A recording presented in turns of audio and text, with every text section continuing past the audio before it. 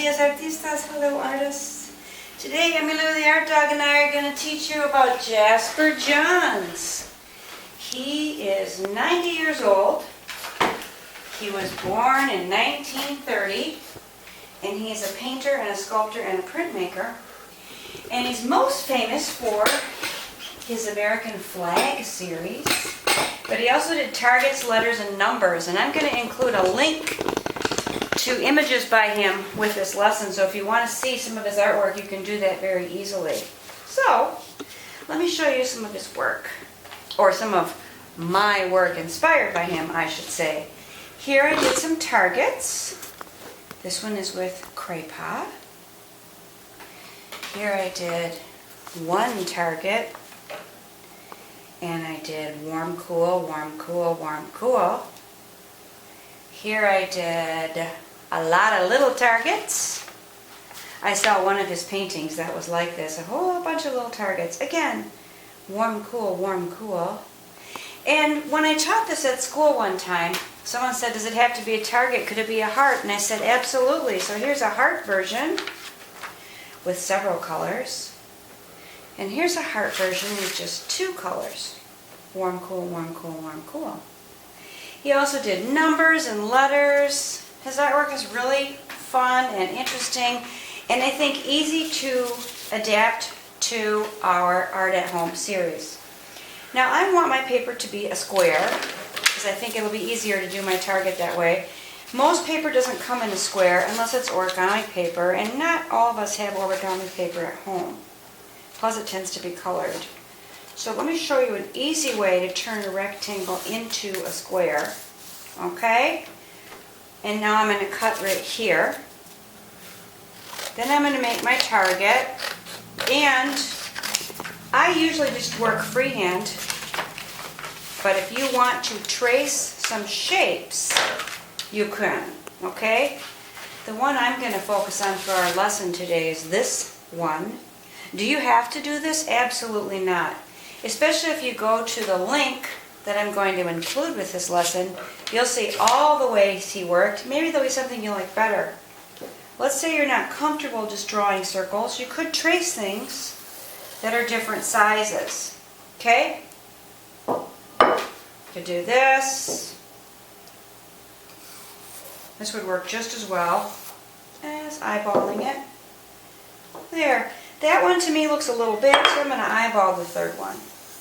Okay, now I want to make my target like this. So, watch what I do. I'm going to fold it, and that's a way to divide it into fourths. Okay, like this, and like this. And that gives me some lines, some guidelines, in case you don't have a ruler at your house. Some people don't have rulers.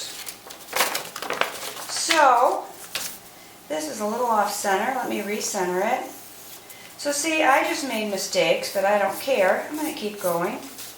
Alrighty. And I'm going to do mine with marker today. Do you have to do marker? No. Some of the examples I showed you were paint sticks, some were markers, some were cray-pa. You could do this with crayons. You could do it with colored pencil. As always, use the supplies that you have in your house that make the most sense to you. Okay? So I'm going to do this one and this one, red. And then I'm going to need a cool color. We've talked about warm and cool in the art room before, but in case you're just tuning in for the first time, a warm color is the colors of the sun, red, orange, yellow, pink. Cool color are the colors of the water, blues, greens, and purples. And if you alternate warm with cool, it will make your colors really stand out. And Jasper Johns tended to do that. Does that mean you have to? No. If you want your work to be more subtle, put cool next to cool or warm next to warm. Okay? Really, you can do this any way you want. And you can try layering art supplies. For this one, I layered paint stick over marker because I was curious. I didn't know if it would work. I've never done it before. I like to try new things with my artwork, and I like to try new things with my teaching because I think it makes me a better teacher and I think it makes me a better artist. So every time I do artwork, I try to do at least one new thing. And every time I teach a lesson, even if it's a lesson I've taught before, I try to do at least one new thing. Otherwise, you would just have the same old lessons all the time, and you'd probably get pretty sick of it, and I wouldn't blame you. I bet you can predict what I'm going to do next, right? I'm going to take my red, and I'm going to fill in part of my target with red. And I also bet that you already understand how to do this. So I'm going to start taking a few shortcuts so that my demonstration is not too long, okay? Now what if you go to the Jasper Johns link and you want to try something with numbers or letters instead of a target? Absolutely. You can certainly do that. He would take the same image, like a target for example, and make it many, many, many different ways. And he also did that with letters, and he also did that with numbers. And I kind of understand that. For instance, I love trees, and I have made trees in my personal artwork many, many, many, many, many different ways. In fact, I'm working on a tree painting right now, and when it's done, I'll show it to you. So now I go over here. I would make this one red. And now we're going to do a whopper shortcut, pretend, pretend. We're going to go to my purple. Okay. Pretend, pretend. We're going to go over here. And for your background, you can do it one of two ways.